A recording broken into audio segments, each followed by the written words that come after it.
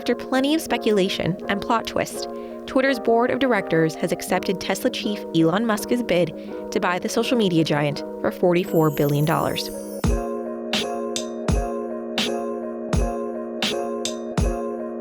The two sides reportedly met on April 24th to discuss Musk's proposal. The tech mogul will pay shareholders $54.20 per share. Twitter was initially expected to reject Musk's offer, but the company reportedly warmed to the idea after Musk revealed his financing plan for the bid, which included backing from Morgan Stanley. The reality of this is that having watched a lot of acquisitions over the years and seeing companies try to fight it and then suddenly reverse their feelings on it, usually it means that they tried to find someone else. And they couldn't, right? They either couldn't get the value that they wanted, or it just became abundantly clear that there was no way to truly stop this. And that seems to be what is going on, at least in this case, with Twitter. Musk first made the unsolicited offer to buy Twitter earlier this month. He said if it was rejected, he'd consider his position as the company's single largest shareholder, which could have affected the company's stock price. Musk's acquisition of Twitter is the latest in a timeline of escalating events between the billionaire and the social media site. Musk's original offer came days after he refused to join Twitter's board of directors after acquiring a 9.2% stake in the company in March. With news of the acquisition, users quickly took to Twitter to share mixed feelings about the richest man in the world owning the highly influential social media platform. Despite pushback from some, experts say Twitter's board was likely focused on what could be best for the future of the social media platform, as well as its shareholders. The board's job is not to pick the best person to buy Twitter. Their job is to pick the best deal. It's all about the dollar signs at the end. Musk says he's not looking to make money from Twitter. That is, he doesn't view the acquisition as a financial investment. Instead, he sees it as a service for public good. I think what is important is that Elon Musk seems very clearly upset by the way Twitter operates, and he sees an opportunity to change that. And for him, the politics of doing that are worth more, it seems, than a profit. And if he happens to make a profit, all the better for him. Elon Musk is one of Twitter's most prolific users and one of its biggest critics. Since acquiring a stake in the company, Musk has been tweeting about changes he'd like to see on the platform, including more transparent content moderation, eliminating ads on Twitter's subscription service, and creating an edit button, which Twitter is already working on. Musk says he wants to increase the public's trust of the platform by making it a place of inclusivity and true freedom of speech. But the First Amendment doesn't apply to private companies like Twitter, which can create their own rules about what's allowed.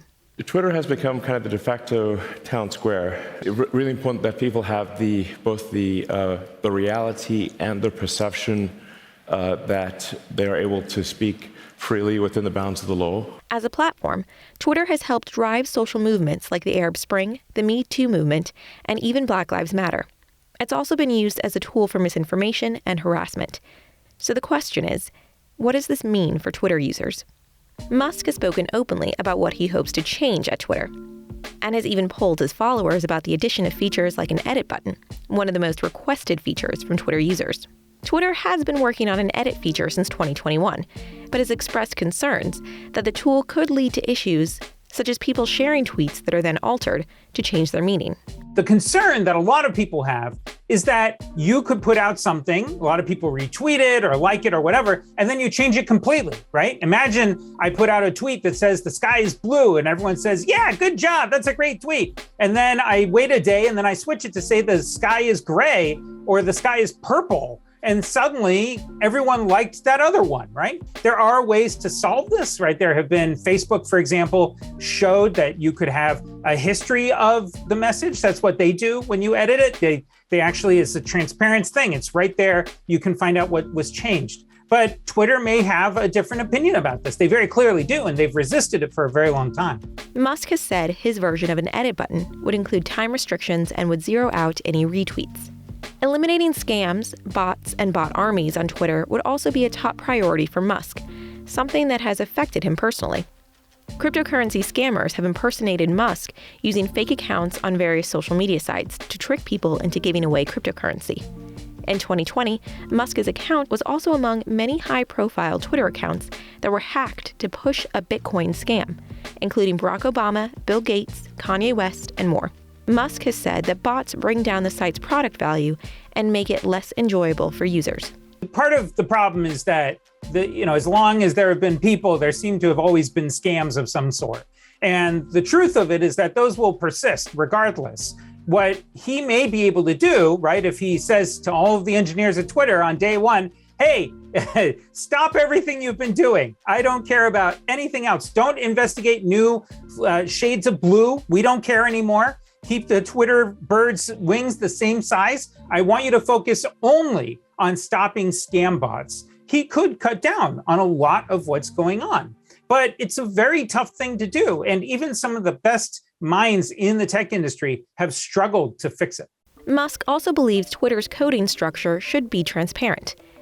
Social media users have complained that algorithms control their lives, encouraging them to spend more time on their platforms and using their data to send them targeted ads.